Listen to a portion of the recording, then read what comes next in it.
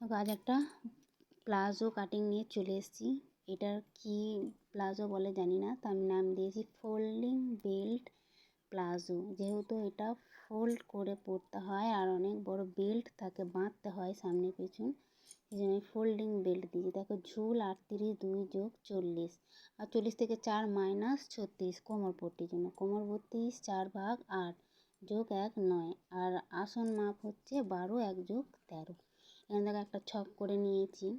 এবার এই লম্বা হচ্ছে আমার টোটাল 40 আছে, কিন্তু 36 নিয়েছি, ওপরে 4 মাইনাস করেছি, তাহলে আমার 40, নিচে 36, ওপরে 4 মাইনাস। আমার কিন্তু এই পুরো 4 ভাঁজের কাপড়টাই লাগবে বেল্টের জন্য, এতটাই। তো এবার এখান থেকে দেখো এই যে এইটুকুনটা আমি 2 ইঞ্চি নেব আমার আসন মাপের জন্য। সাইড থেকে খোলা পাট থেকে 13 ইঞ্চি, এটা হচ্ছে আমার আসন মাপ। 13 ইঞ্চি নিয়েছি আসনের জন্য। ভিডিওটি দিকে তাই একটা লাইক করে দেবে, লাইক করলে আমার ভিডিও করতে খুব ভালো লাগবে। সব চ্যানেলটাকে সাবস্ক্রাইব করে দিও। দেখো এখানে আসন মাপ দিয়েছি, আর এখান থেকে একটা শেপ দিয়ে দিলাম।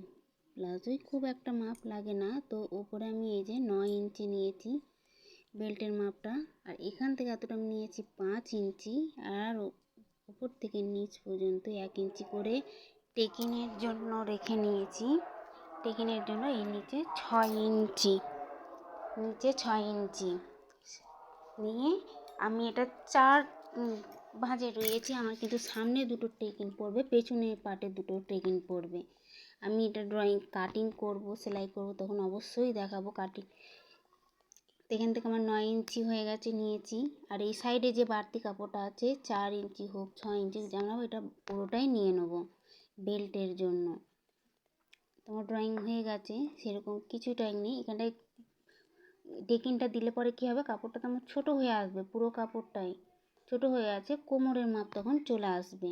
তাহলে এখান থেকে নিয়ে আমি এই জয়েন্ট দিকটাই কিন্তু একটা রাউন্ড শেপ দিয়ে দেবো, তাহলে আমার রাউন্ড শেপটা পড়বে সাইডে, পায়ের সাইডে, খুব সুন্দর লাগবে দেখতে। এটা কিভাবে সেলাই করতে হয় এই ফোল্ডিং বেল্ট প্লাজো অবশ্যই আমি দেখাবো সেলাই করে।